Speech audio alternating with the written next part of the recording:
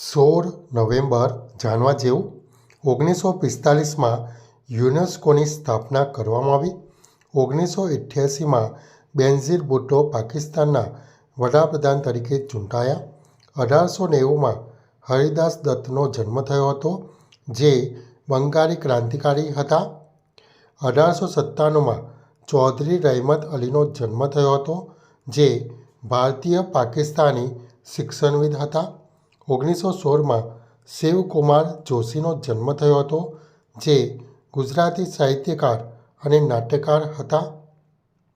2023થી ભારતનો પ્રેસ દિવસ તરીકે ઉજવાય છે. 1908માં જનરલ મોટર્સ કોર્પોરેશનની સ્થાપના થઈ હતી.